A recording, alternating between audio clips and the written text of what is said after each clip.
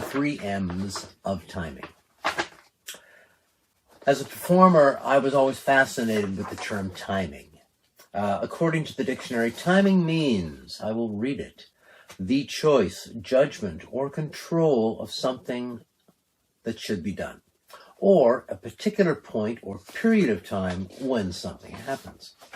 So, why after weeks of rehearsal and many performances did the one line I have go south? Or why did I audition for the same theater company 4 years in a row, and only the 4th year did they treat me as a discovery?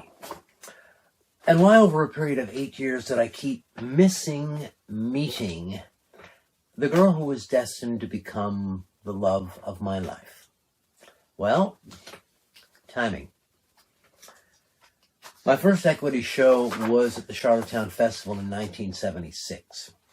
I was ecstatic to be there, especially after the 3 years prior of auditioning and not getting the part. I rehearsed and opened the first show of the season, which was Gordon Pinson's The Rowdy Man. Wow. To be in my first year in the professional theater and be able to work with Gordon Pinson, I was indeed fortunate. He was a gentleman I will always be in awe of, and I will always remember with great kindness. He was very generous to a young man in his very early travels. I will miss him. Anyhow, at the opening night party, stage manager Ron Francis came up to me and sort of pulled me aside and said, "Now that you're here, finally, I can tell you that you should have been here last year." It was a production of a piece written by Cliff Jones called Kronberg 1582. Said, "Now, we're not quite sure what happened, but it appears that you just got left off the list." He also told me that they didn't really notice that I was left off the list until they started rehearsal and found that there was one girl who didn't have a dance partner. Now, Ron didn't tell me who she was, and since she wasn't part of the festival that year, I really didn't think anything more of it. Just maybe one more mystery in my life that I was never going to get an answer to. First miss. In 1978, a dear friend of mine, Bill Orlowski, asked me to be one of the 6 founding members for his new company, the National Tap Dance Company of Canada.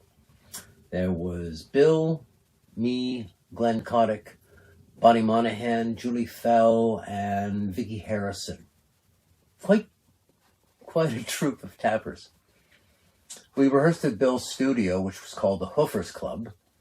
And, it really wasn't uncommon for either Bonnie or myself to cover Bill's 12 o'clock class. He had one, and then he would come back in a rehearsal, and then he would teach for the rest of the night till like 9 o'clock. So he was getting quite exhausted, and we figured, we'll just pop in for an hour, teach the class.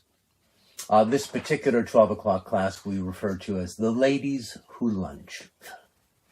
Affectionately.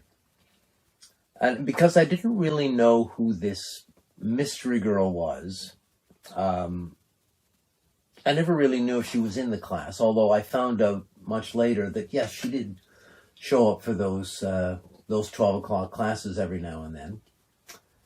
And I also found out later that she showed up for the opening performance of the National Tap Dance Company of Canada. And of course, we didn't meet then either. No. Another miss. It was the next year in 1979 that I picked up a gig with the General Motors Industrial. The very first day. Everybody's sitting around saying hello, starting to learn music. I noticed this one particular young dancer. Now, I was a little on the shy side, so, we didn't strike up a conversation, at least until later in the day when she and two other female performers wandered into the men's washroom while a couple of the guys and I were hanging out. And, well, let's just say the embarrassment was palpable, but it was a pretty decent icebreaker, as they go. Anyhow, she and I began spending time together talking during downtime at rehearsal. And there was a fair amount of that, too. We were all called all day long, even though, some mornings or afternoons we weren't used at all. But that was how they worked it then. Anyhow, we talked, and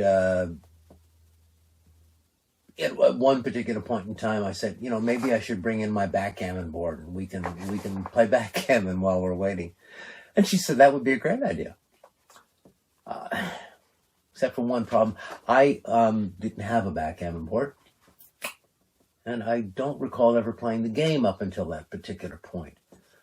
But not to be dissuaded, I went out after rehearsal that night and bought a backgammon board, read the instructions, and figured out how to play it by the next morning. So, all good.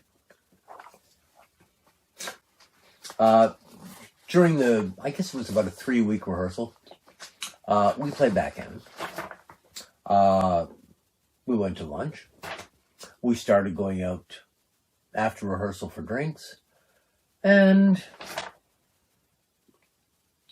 we talked. And I found out a whole bunch of other places that I had missed this young lady. We had the same tap teacher when I first started coming to Toronto. We had both known Alan Blanche Lund. In fact, she had been Alan Blanche's kids' babysitter when they were younger.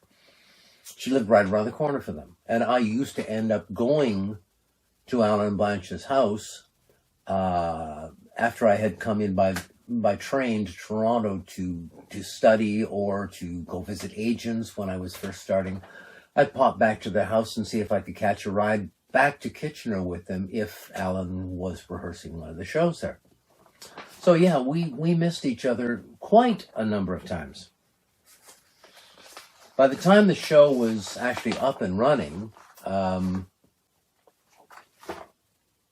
was not only very good at backgammon, I had actually totally fallen in love with this girl.